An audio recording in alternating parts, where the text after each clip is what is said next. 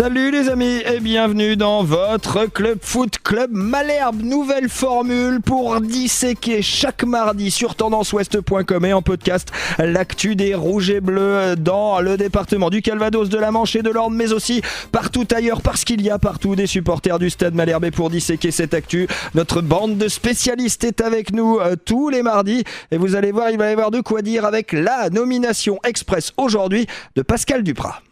Le Club Foot sur Tendance Ouest. Pascal Duprat, nouvel entraîneur du Stade Malherbe de Caen, qui succède à Rui Almeida, limogé samedi matin par Fabrice Clément. Il s'en est passé énormément de choses au Stade Malherbe de Caen ce week-end et globalement depuis le début de saison. Et pour disséquer tout ça avec nous, le coach est de retour. Bonjour Johan Gallon. Bonjour à tous. Bonjour Mathieu Billot du Foot Normand. Bonjour Sylvain, bonjour à tous. Et bonjour à vous Léa Quignot de Tendance Ouest. Bonjour à tous. Eh bien voilà, on est tous au courant de ce qui va se passer aujourd'hui, de ce qui s'est passé, c'est-à-dire la nomination de Pascal Duprat. Et avant d'aller écouter les premiers mots du nouvel entraîneur malherbiste, on a avec nous Léa Quignot qui était ce matin à la conférence de presse de présentation de Pascal Duprat. Première question Léa, dites-nous l'atmosphère. Quelle était l'atmosphère dans cette salle de presse au stade Michel Dornano ? Bien, moi j'ai trouvé ça assez détendu, on va dire. En fait, tout s'est fait rapidement. Samedi, Rui Almeida a été limogé. Mardi, le deuxième coach de la saison arrive.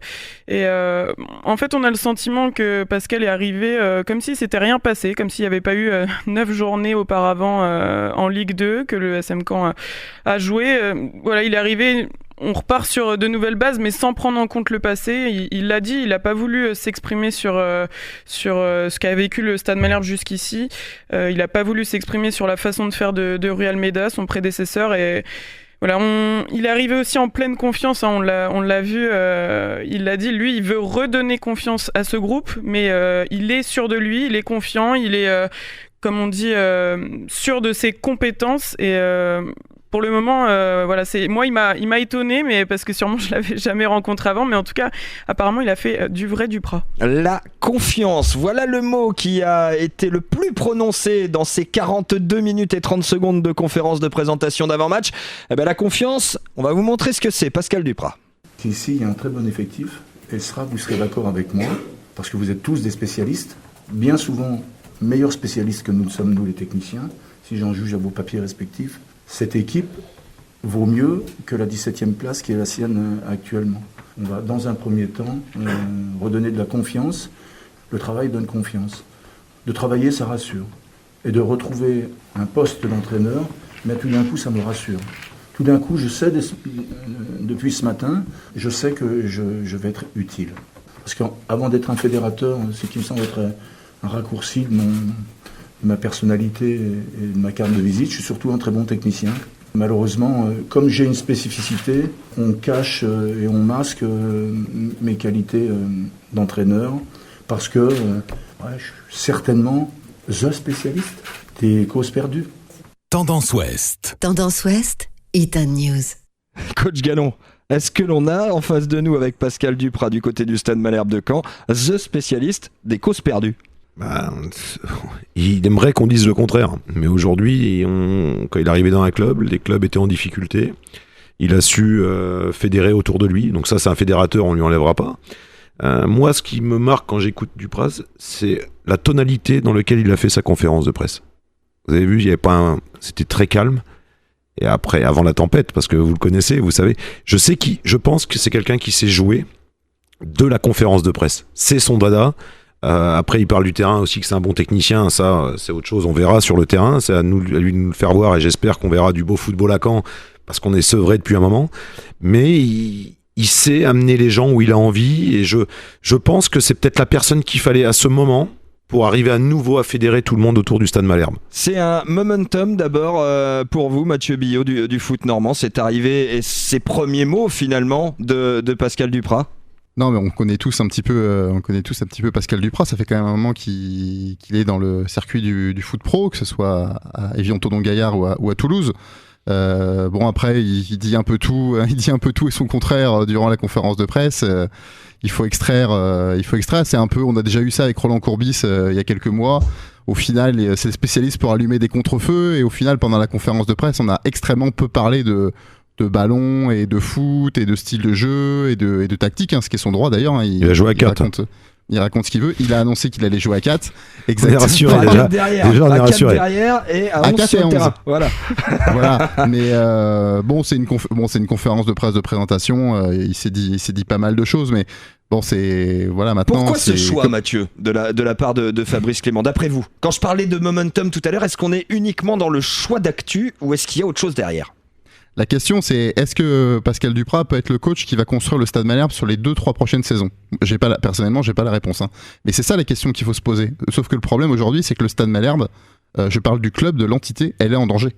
Elle est clairement en danger. On va pas rappeler les 15 000 épisodes qui se sont passés depuis le départ de Jean-François Fortin, de Xavier Gravelaine et compagnie, mais le club, il est en danger. Il était clairement menacé.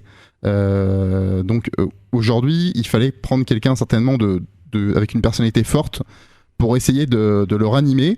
Ça a été Pascal Duprat. Après, faut pas se mentir, il n'y avait pas non plus, je pense, 50 000 candidats pour prendre le club à ce moment de la saison, surtout compte tenu de la dynamique.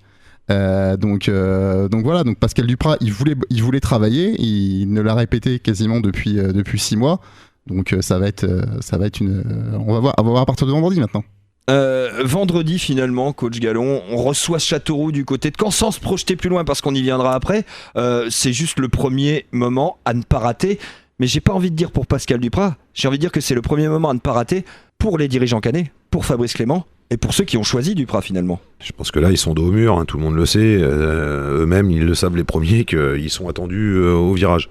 Est-ce qu'on peut s'attendre samedi à avoir un grand football? Je ne pense pas.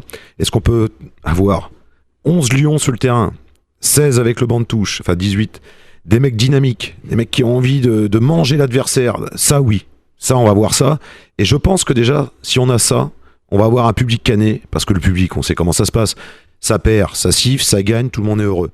Donc je pense que très rapidement, s'il y a une victoire et qu'on voit des joueurs dynamiques, et comme on dit, mouiller le maillot, enfin tous ces termes, déjà ça va permettre à une certaine partie du public de se rapproprier les choses, d'être amoureux de son équipe. Aujourd'hui, les gens, qu'est-ce qu'ils veulent? Ils veulent être amoureux du Stade Malherbe.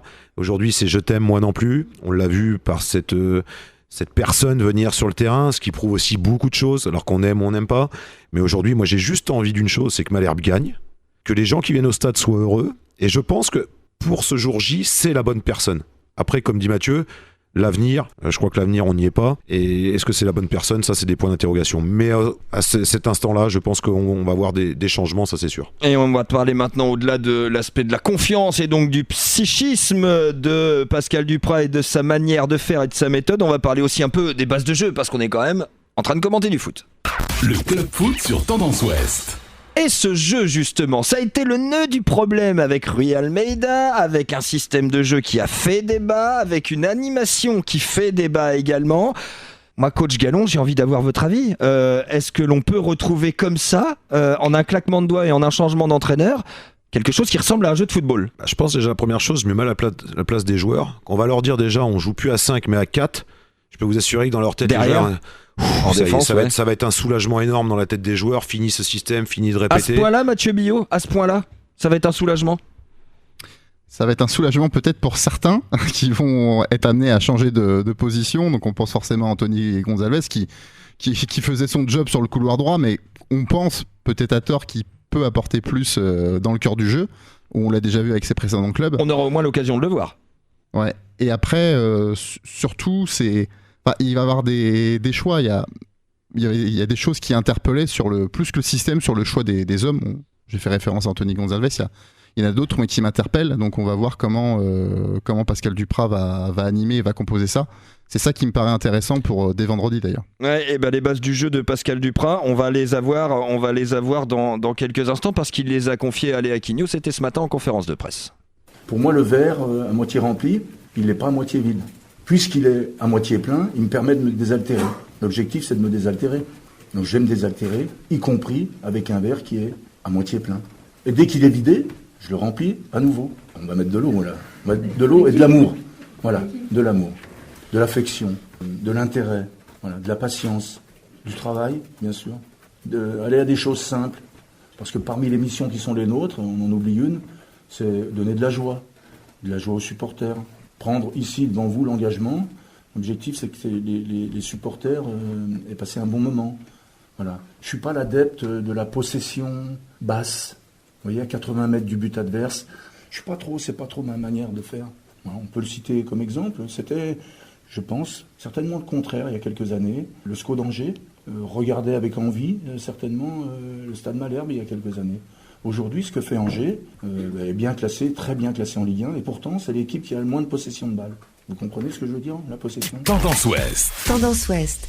Alors on va y revenir, parce que au-delà du verre à moitié plein et à moitié vide auquel Mathieu Billot va devoir répondre dans quelques instants, je voudrais surtout me tourner vers vous, coach. Là, on a des indications très précises du style de jeu qu'il va adopter, le coach Dupraz. On va vers quoi ? Déjà, la première chose, c'est faut pas boire la tasse. C'est pas faux. Parce que, attention, après on peut annoncer plein de choses. Maintenant, il n'y a que le terrain, les conférences de presse, tout le reste, ça c'est facile. Maintenant, c'est l'animation. D'après ce que j'en tire comme conclusion, il va chercher de la verticalité. Alors la verticalité, c'est pas uniquement prendre le ballon et toucher vite les attaquants et trouver des espaces et courir vers l'avant. Je pense qu'au bout de 2-3 passes, il va demander très vite à trouver des joueurs au cœur du jeu, mais d'apporter un maximum de verticalité. C'est pas un coach de possession. Après, je pense qu'il faut aussi s'adapter. Parce qu'il y a plein de choses quand on dit ça. Il y a l'animation qu'on y met, il y a l'organisation. Qu'est-ce qu'est une organisation ? Qu'est un système ? L'animation défensif, offensif. Et puis après, il y a l'adversaire. Est-ce qu'on prend en compte les atouts négatifs ou positifs de l'adversaire ? Est-ce qu'il connaît assez son groupe ? Enfin, là, c'est un peu tôt. Réponse à cette question, Léa Quignot, vous y étiez ce matin. Il a parlé du fait qu'il n'avait pas encore analysé les forces et faiblesses de ce groupe. Vous l'avez senti ne rien connaître du groupe canet ? En fait, le truc, c'est qu'il est arrivé, il n'avait pas encore fait de séance de toute manière avec son groupe. Il a fait la première séance après la conférence de presse. Mais on a le sentiment qu'il sait même pas, qu'il a pas beaucoup regardé ou vu le Stade Malherbe jouer cette saison. C'est assez particulier parce qu'il vient quand même entre guillemets sauver le club à ce moment-là de la saison. Et moi j'ai le sentiment qu'il arrivait pas à donner de directives par rapport au système de jeu qu'il allait pouvoir mettre en place, les joueurs qu'il allait utiliser. Et ça c'est normal puisqu'il a pas encore envie de tout dévoiler évidemment. Mais on a le sentiment qu'il a pas encore d'idées et c'est normal puisqu'il a pas encore eu son groupe en main et il a supervisé la séance seulement ce matin, après la conférence. Mathieu Billot du Foot Normand, c'est le même système, il n'y a pas d'idée, il n'y a pas de connaissance ni du club, ni des joueurs ? Non, je pense que je suis pas d'accord. Je pense que Pascal Dupraz... il n'est pas d'accord. J'attendais quand même qu'il ouvre la saison en n'étant pas d'accord. Il connaît très très bien l'équipe du Stade Malherbe. Il connaît pas dans le détail, mais bon, je pense qu'il connaît suffisamment. C'est, comme j'ai dit, ça fait quand même, c'est pas un novice. Pascal Dupraz, il a une longue expérience dans le foot pro. Pascal Dupraz, le Stade Malherbe, c'est aussi une vieille histoire parce que ça aurait pu se faire plus tôt. Donc, je pense qu'il regarde les performances du Stade Malherbe depuis un moment. Je pense que ça, peut-être le coach Gallon pourra le confirmer, mais je pense que quand on est entraîneur à ce niveau-là, il vous faut pas non plus 6 mois pour vous faire une idée de quelle est la qualité du joueur. T'as raison, Mathieu, il joue en profondeur, il joue en appui. Je pense que là, il était à la recherche d'un club. Parce que sinon, il n'aurait pas accepté aussi vite. Donc, vous regardez où il y a des bons résultats, des mauvais résultats. Vous dites, le coach, là, à tout moment, il peut se faire écarter. Donc, vous anticipez, vous regardez un peu plus ces équipes-là. Donc, bien sûr, et ça, à mon avis, ça, il peut pas le dire, mais bien sûr qu'il connaît les joueurs. Est-ce que ça peut être une clé, ce que vous venez de dire, coach ? À savoir, il avait vraiment super envie de retrouver un club. Est-ce que ça peut être la première clé de sa propre réussite à lui, ça ? Après, je renvoie la question. Imaginez, on vous contacte le samedi matin, le samedi après-midi, vous acceptez votre rôle. Donc c'est qu'il avait envie d'entraîner. Sinon, en une demi-heure, on pouvait pas arriver à convaincre quelqu'un. Donc il avait envie d'entraîner. Est-ce que Caen est le premier club qui est arrivé aujourd'hui sur le marché ? Je pense que oui. Mais à partir du moment où il accepte, c'est qu'il est déterminé. Ses qualités d'entraîneur, de manager, de tout ce que vous voulez, on les connaît. Mais par contre, je pense qu'il y a une chose, là-dessus, les yeux fermés, c'est que s'il s'engage, c'est qu'il va s'engager à 100%. Après, avec ses défauts et ses qualités. Mais à mon avis, là, il a relevé le défi et il va tout donner pour relever le défi. Il va l'annoncer après. Qu'est-ce qu'il a envie de faire aujourd'hui ? Il dit que Caen, c'est pas fini pour la montée. Stop ! Qu'est-ce qu'il a envie de faire ? Qu'est-ce qu'il a envie de faire ? Non, mais il l'a dit ce qu'il avait envie de faire. On va l'écouter, ce qu'il avait envie de faire. Pascal Dupraz sur les objectifs du Stade Malherbe. Je suis quelqu'un d'ambitieux, quelquefois énigmatique, et je suis venu ici pour relever un challenge. Et je me suis fixé ce challenge-là, je vous le livre. À Toulouse, c'était 10 points, 10 matchs. C'était infaisable. Personne ne misait sur cette réussite-là. Et pour autant, vous suivez ma démarche, les joueurs l'ont réussi, accompagnés qu'ils étaient par le coach que je suis. Et bien là, c'est 11 points, 29 matchs. C'est moins dur. C'est ma première approche. C'est moins dur parce que nous avons plus de temps. Donc vous aurez compris On passe à la question suivante. La saison 2019-2020 est une saison à part entière qui peut permettre au SM Caen de retrouver l'élite. Tendance Ouest. Hit and News. Hop. Il y a plein de trucs là-dedans. Mathieu Billot, est-ce que vous approuvez ce que vient de dire Pascal Duprat ? Est-ce que selon vous, c'est le meilleur moyen d'entamer une campagne comme il compte l'entamer ? Après, il y a que 9 journées disputées, donc on peut dire que c'est énorme ou peu. Donc tout est possible et c'est pas la première fois qu'on verra une équipe remonter de nulle part. Le précédent coach du Stade Malherbe l'avait fait la saison dernière avec 3. Donc tout est possible. Après, vous savez, Pascal Duprat, il a fait un moment une référence à ça sur son expérience à Toulouse, là, quand Bodiger marque le coup franc. Il disait on m'a pris pour un génie parce qu'on m'a dit tu vas faire une bonne rentrée. Il n'avait pas lui dire tu vas faire une rentrée bidon, tu vas rien nous apporter. Donc ce matin, il va pas arriver devant la presse et dire ah bah non, c'est mort pour la montée, il se passe rien, moi je suis juste là parce que j'ai besoin de boulot. Forcément qu'il va dire, connaissant son caractère, que la montée c'est pas fini, qu'il va tout faire pour la jouer. Ça c'est normal, c'est un élément de langage, c'est la base. Même si moi personnellement je sais même pas si l'objectif de la montée c'était vraiment un objectif avoué en interne au début de saison du club.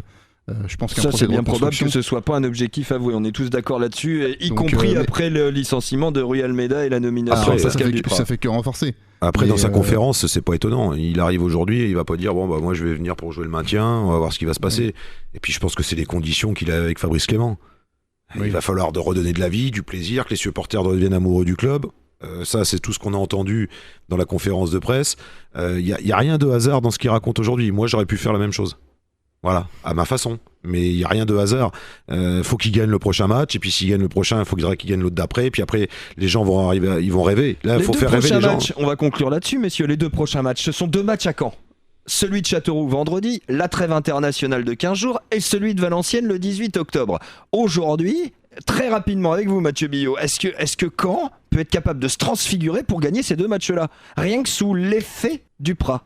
Sous l'effet Duprat, ils peuvent gagner. Mais après, c'est vrai que le contenu, il n'était pas bon avec Rui Almeida, mais enfin, à l'exception du match du Havre, j'ai pas vu une équipe de Caen perdre 4-0 tous ces matchs aussi. Donc, encore heureux, parce qu'on a quand même pas joué des stars depuis le départ. Mais vous êtes en Ligue 2, mais il y a plein d'éléments aussi. Aujourd'hui, Rui Almeida, bon, c'est le fusible, il avait certainement sa part de responsabilité, mais c'était quand même pas le seul coupable. Quand vous jouez tout le mois d'août avec un secteur offensif vraiment réduit à sa plus simple expression, c'est quand même assez compliqué. Donc, oui, Pascal Duprat, il peut gagner ces 2 matchs et sur ses qualités de coach. Moi, il y a pas de souci. Mais on sait pas ce qui va se passer. On va voir en tout cas, et on a hâte d'être à vendredi pour revoir cette équipe malherbiste sous la férule de Pascal Duprat. Donc on va terminer comme chaque mardi, vous en aurez l'habitude très vite, et vous l'aviez déjà lors du Club Foot l'année dernière par les top et flop. Le Club Foot, la lucarne. Les top et flop, et Mathieu, fourbissez vos armes, je vais vous demander aussi votre top et votre flop. Allez, c'était pas prévu, mais je vais vous le demander. Mais c'est le patron aujourd'hui, c'est le coach Joe Gallon qui va nous donner ses top et flop du week-end avec le Stade Malherbe de Caen. Alors là, on va commencer par le flop. Almeida. Ouais. Pour l'ensemble de son œuvre. Je me suis ennuyé pendant 2 mois et demi. Et après, j'aime pas critiquer mes collègues, mais au bout d'un moment, il faut savoir s'adapter aux joueurs que l'on a. Et je pense que ça, il a pas su le faire. Donc, pour moi, voilà, voir mon Stade Malherbe 17e aujourd'hui, il en a sa part de responsabilité. Et votre top? Fabrice Clément, parce que il a accepté son erreur et il a su prendre la décision de changer, à mon avis, au bon moment. Mathieu Billot du Foot Normand, est-ce que vous êtes en phase avec ce flop et ce top du coach Gallon aujourd'hui? Voilà, moi je me répète, pour moi, Rui Almeida, c'est pas l'unique responsable de la situation. Il a sa part de responsabilité, mais quand on met tous les éléments bout à bout, je sais pas s'il y a beaucoup de coachs qui auraient fait autre chose, en tout cas au niveau des résultats. Pour moi, il a servi de fusible, mais c'est pas loin d'être le seul responsable. Et concernant le top, oui, c'est sûr que le président Fabrice Clément a pris ses responsabilités, il l'avait dit une semaine avant. Maintenant, il n'y a que l'avenir qui dira s'il a eu raison ou tort. Et l'avenir, il est tout proche désormais. Rendez-vous ce vendredi 4 octobre 2019 pour la 10e journée de championnat à partir de 20h au stade Michel Dornano. Le Stade Malherbe de Caen recevra la Berrichonne de Châteauroux. Les amis, on se dit très bonne semaine à toutes et à tous et on se retrouve mardi prochain sur tendanceouest.com.